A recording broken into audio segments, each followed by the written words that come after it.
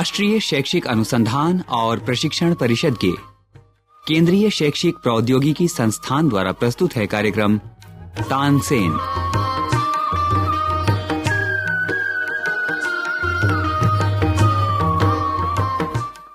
मध्य प्रदेश में ग्वालियर के पास एक छोटा सा गांव है, बेहट।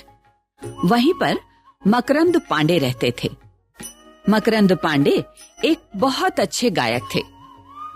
संगीत के कारण वे आसपास के गांवों में मशहूर थे। उनके संगीत गुरु थे मोहम्मद गौस। सन 1506 में मकरंद पांडे के यहाँ एक पुत्र का जन्म हुआ, जिसका उन्होंने नाम रखा रामतनु। प्यार से लोग उसे तन्ना कहने लगे। तन्ना बहुत शरारती था। वो गायों को चराने के लिए जंगल जाता और जानवरों और पक्षियों की आवाज की हूबहू नकल करता। एक दिन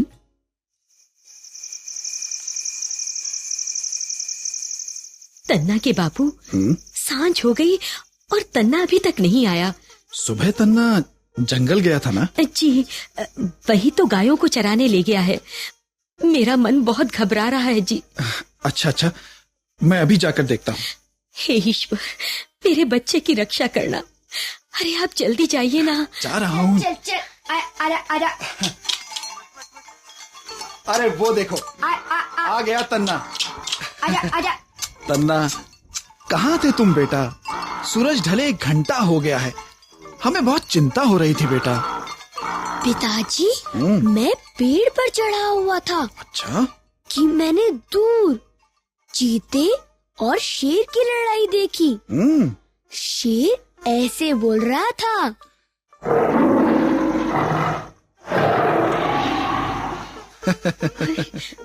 बेटा जंगल में ध्यान से रहा करो।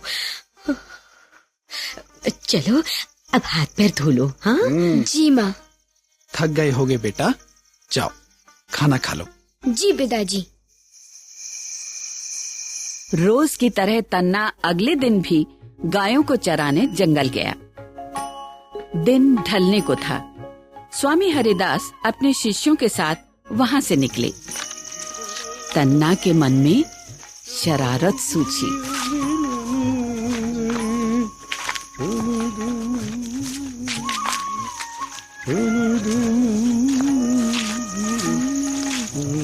वहाँ से कुछ लोग आ रहे हैं। अभी इन्हें शेर की आवाज सुनाकर डराता हूँ।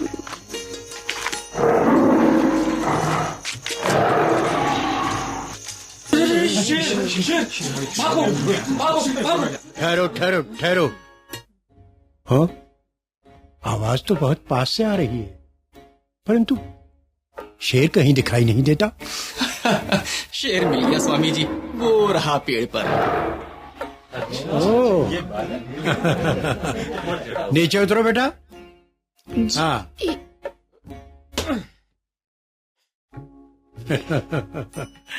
क्या नाम है बेटा तुम्हारा?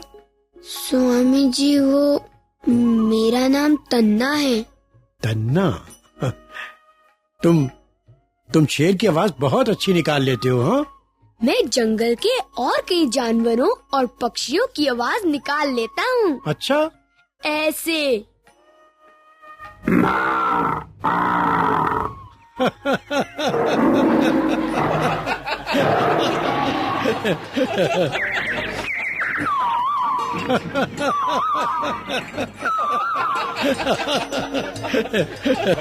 रामनाथ जी कहो। गुरुजी, बालक बहुत होशियार है। अगर इसे सिखाया जाए तो ये बहुत बड़ा गायक बन सकता है। तन्ना बेटा। जी?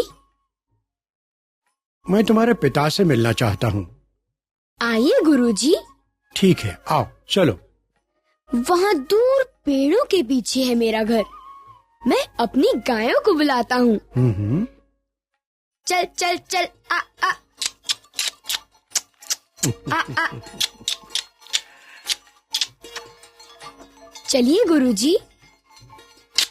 आ आ आजा आ आ आ।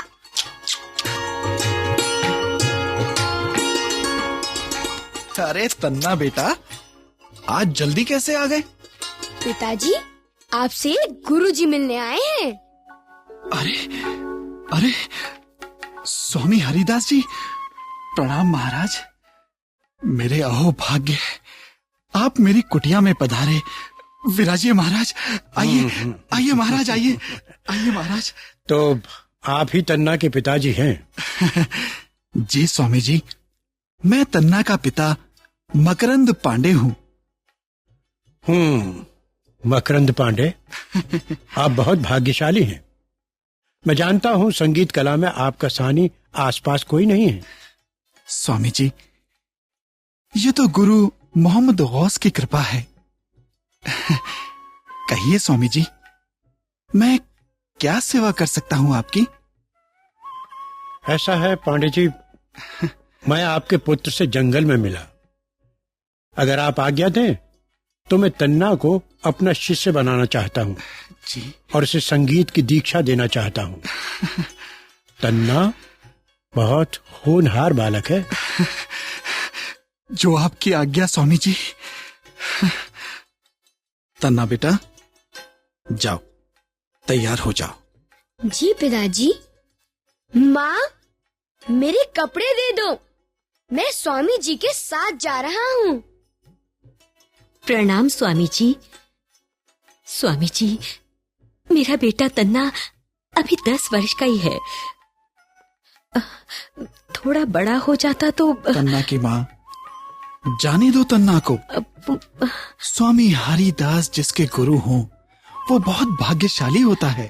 पर रोको मत इसे, जाने दो। ठीक है, जैसा आप ठीक समझे।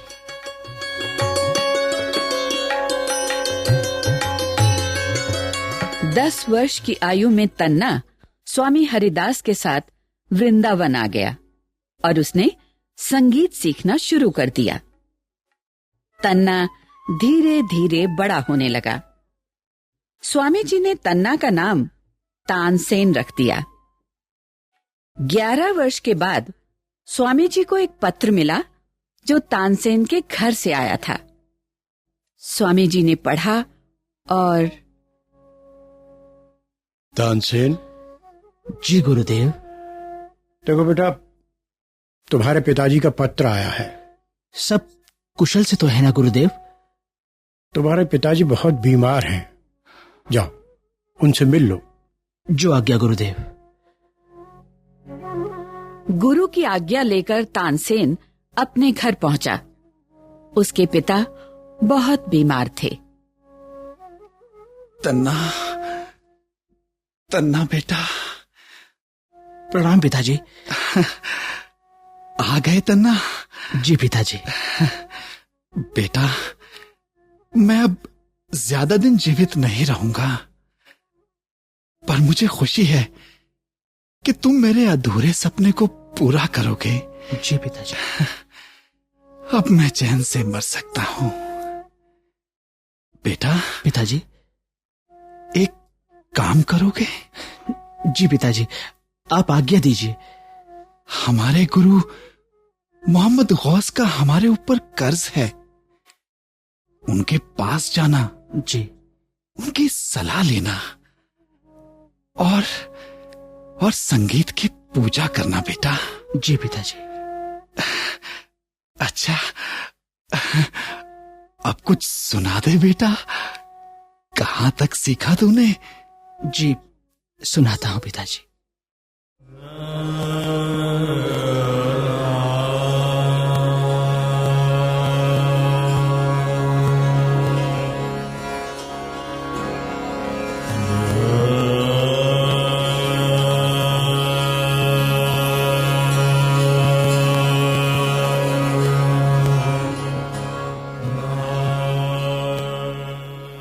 तानसेन ने पिता की खूब सेवा की।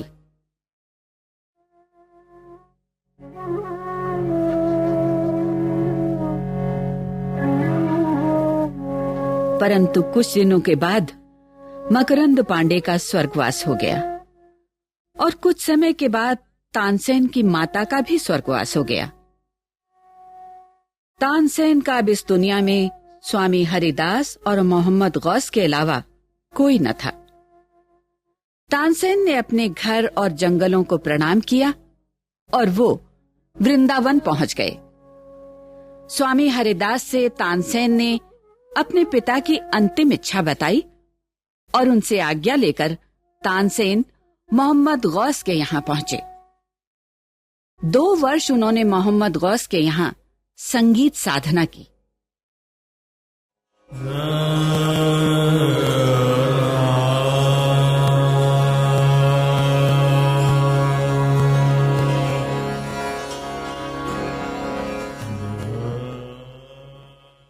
और फिर मोहम्मद गौस ने हुसैनी नाम की लड़की से उनका विवाह करा दिया।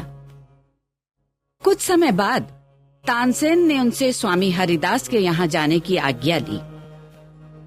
मोहम्मद गौस का आशीर्वाद लेकर तानसेन अपनी पत्नी के साथ स्वामी हरिदास के यहां पहुंचे। प्रणाम गुरुदेव।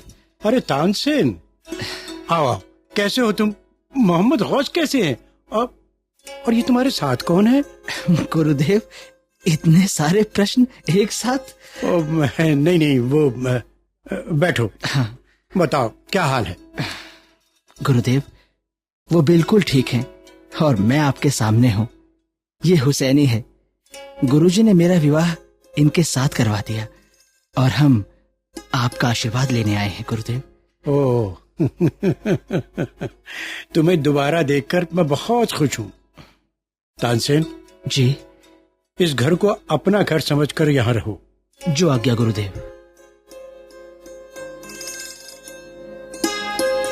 हुसैनी भी स्वामी हरिदास की शिष्या बन गई और रोज तानसेन व हुसैनी संगीत का अभ्यास करने लगे कि एक दिन मोहम्मद गौस का पत्र तानसेन को मिला, जिसमें लिखा था, मैं बहुत बीमार हूं, मेरे जीवन का अंत आने वाला है, तुम्हें अंतिम बार देखने की इच्छा है। तानसेन अपनी पत्नी हुसैनी के साथ मोहम्मद गौस के यहां स्वामी की आज्ञा लेकर चले गए। उन्होंने मोहम्मद गौस की बहुत सेवा की और उनकी मृत्यु के बाद उन्हीं के घर में रहने लगे। धीरे धीरे तानसेन का नाम चारों ओर फैलने लगा। जब वो गाते तो मनुष्य ही नहीं, पशु पक्षी भी अपनी सुध बुध खो बैठते और लोग वाह वाह कह उठते। वर्ष बीतते गए। तानसेन अपने 4 बेटों, 1 बेटी व पत्नी के साथ हर रोज शाम को अभ्यास करते। महाराज राजाराम ने अपने दरबार में तानसेन को स्थान दिया। बादशाह अकबर ने भी तानसेन की प्रसिद्धि सुनी और वो महाराज राजाराम के यहाँ तानसेन का संगीत सुनने पहुंच गए। महाराज की जय हो। तानसेन, बादशाह अकबर हमारे मेहमान हैं। मैं आपका आशय समझ गया महाराज। मैं जरूर गाऊंगा। उम्मीद है आपको पसंद आए। सखी शाम नहीं आए, सखी शाम नहीं आए, सखी शाम नहीं आए हो, सखी शाम नहीं आए, सखी शाम नहीं आए। वाह तानसेन वाह, आपके संगीत में जादू है। महाराज, आप बहुत भाग्यशाली हैं जो तानसेन आपके दरबार में है। ये मौका बहुत अच्छा है बादशाह को खुश करने का। बादशाह सलामत, हम आपको अपनी दोस्ती की निशानी देना चाहते हैं। मेहरबानी करके तानसेन को अपने साथ आगरा ले जाकर अपने दरबार की शोभा बढ़ाएं।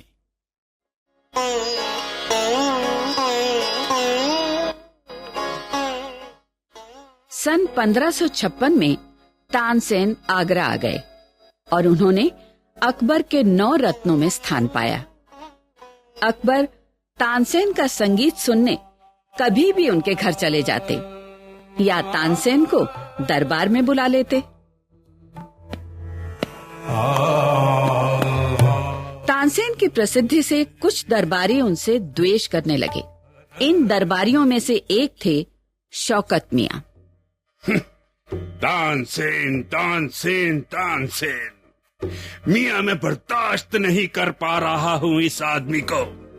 अरे बादशाह भी जब देखो तब तानसेन तानसेन। अरे हम भी तो दरबारी हैं मियां। मियां शौकत, कोई ऐसा उपाय सोचिए कि सांप भी मर जाए और लाठी भी ना टूटे। उपाय तो है मेरे पास। मियां बताइए, देर मत कीजिए। बहुत ही आसान है तानसेन को खत्म करना। अगर वो किसी तरह दीपक राग गा दे तो। हाँ, तानसेन बहुत अच्छे गायक हैं। अगर वो दीपक राग गाएंगे तब चारों तरफ हवा गर्म हो जाएगी। गायक जलकर राख हो जाएगा। अरे वाह शौकत मियां, सुभान अल्लाह, क्या दूर की कौड़ी लाए हो। चलो दरबार चलते हैं। चलो आओ आओ।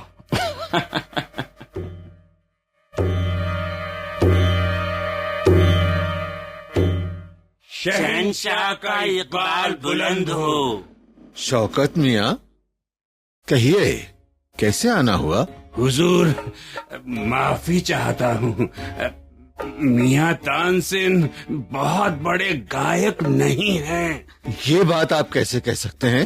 हुजूर, अगर मियां तानसेन बहुत बड़े गायक हैं तो इनसे कहिए कि दीपक राग गाएं। हाँ।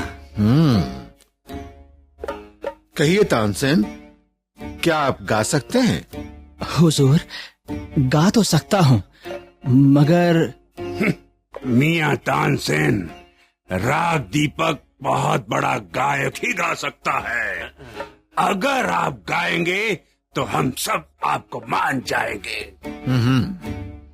गाइए तानसेन। जो हुक्म शहंशाह आलम, परंतु मुझे कुछ वक्त चाहिए ताकि मैं इसे तैयार कर सकूं। बादशाह से आज्ञा लेकर तानसेन घर पहुंचे। वो बहुत उदास थे। उनकी पत्नी ने कारण पूछा तो तानसेन ने दरबार का हाल कह सुनाया। दोनों चिंता में डूब गए। अब क्या होगा? एक उपाय है। कहिए। मैं दीपक राग गा सकता हूँ। इस राग को गाने से दीपक तो जल जाएंगे, जी, किंतु मैं भी जल सकता हूँ। लेकिन अगर ठीक उसी वक्त कोई राग मेघ मल्हार ठीक से गाए तो वर्षा हो जाएगी। हमारी बेटी सरस्वती और उसकी सहेली रूपवती अगर ऐसा कर दें तो सब ठीक हो जाएगा। आप फिक्र न करें, ऐसा ही होगा।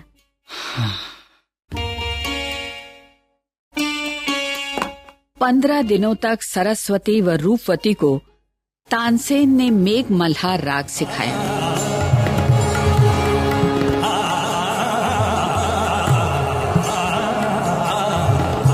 और ये तय किया कि जैसे ही दीपक जल जाएं, तुरंत राग मेघ मल्हार शुरू कर दें। दिन तय हुआ।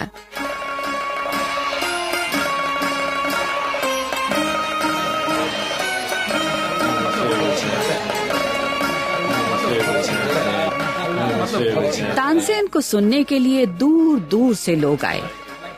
पूरा शहर इकट्ठा हो गया। तानसेन ने राग छेड़ा।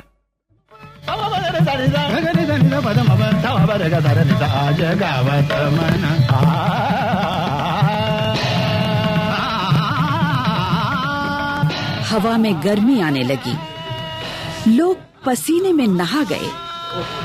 पेड़ सूखने लगे, पत्ते गिरने लगे, पक्षी गर्मी से मरने लगे, नदियों का पानी उबलने लगा, लोग चिल्लाने लगे, चिंगारियां निकलने लगी और दीपक जल गए। उसी समय सरस्वती व रूपवती ने राग मेघ मल्हार गाना शुरू कर दिया।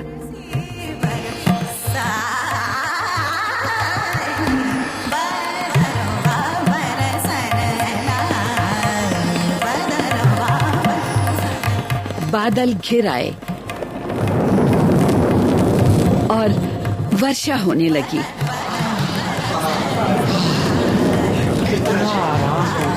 तानसेन बच गए, परंतु इसके बाद तानसेन बहुत बीमार हो गए। अकबर इससे बहुत दुखी हुए। तानसेन, जी हुजूर। हमें माफ करें, हमें इसका इल्म नहीं था कि। कोई बात नहीं हुजूर, आप दुखी ना हो, ये सब तो होना ही था। नहीं तानसेन, शौकत और उसके साथियों की चाल को हम समझ न पाए। शौकत और उसके साथियों को सख्त से सख्त सजा दी जाएगी। तानसेन फिर से स्वस्थ हो गए। तानसेन ने अकबर के दरबार में रहकर कई रागों की रचना की। 83 वर्ष की आयु में 26 अप्रैल सन 1589 को भारत के संगीत सम्राट तानसेन ये दुनिया छोड़कर सदा के लिए चले गए। आज भी ग्वालियर के पास तानसेन की समाधि है, जहां हर वर्ष 26 अप्रैल को मेला लगता है।